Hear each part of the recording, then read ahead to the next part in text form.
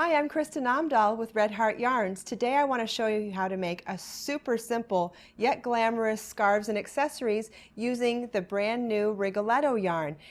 Normally in traditional knitting stitches techniques, a scarf of this volume would take a long time to make, but if you notice, the yarn itself already has stitches worked into it, so you're just creating the volume.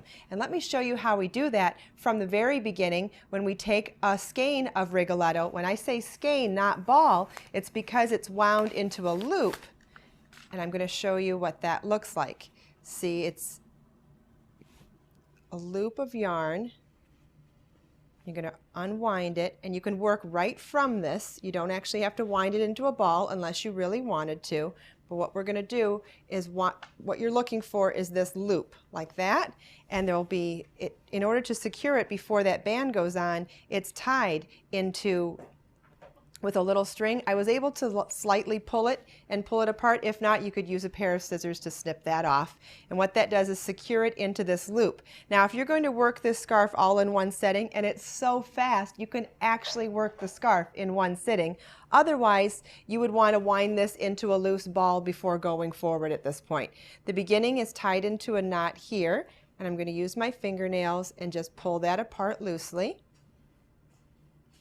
All right, so we've got a raw edge here, so what we want to do is stretch the fabric out a little bit and then fold it over just about 2 inches. We're going to be working in 2-inch increments for stitching, so we're going to insert our needle into 2 areas about 2 inches apart, and that's going to be our cast on edge. We're going to turn our work now, and then working into that first one, insert our needle into that stitch, grab the yarn 2 inches down, put it on the needle and pull through as our knit stitch. We'll do that for the second one.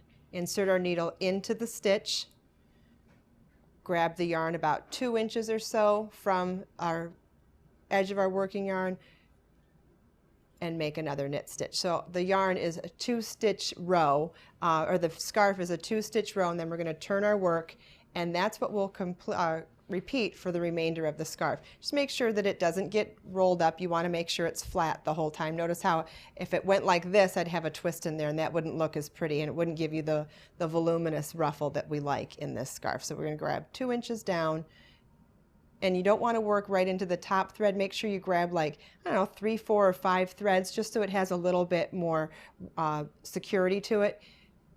Yarn over or pull through like that, and then insert our hook into the next stitch.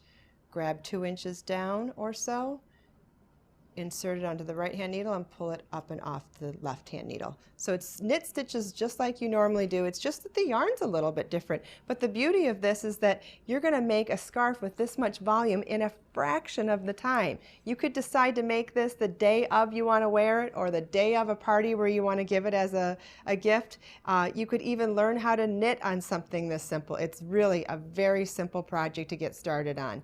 And you're going to repeat this for the remainder of the pattern, and when you get to the very end, there's just a little bit different technique for binding off this yarn than a traditional yarn, with the respect that you can't fasten off your last stitch. So our second to last stitch, I'm just going to show you now what I would do for a bind off edge. I'm going to knit the next stitch,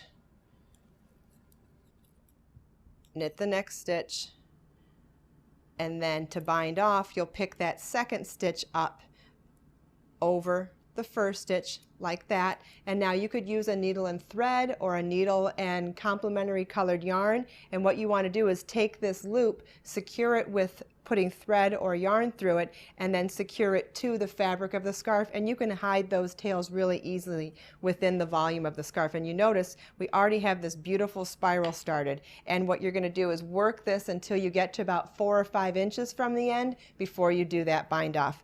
This super simple but beautiful pattern is available on the website, as well as many, many more at redheart.com.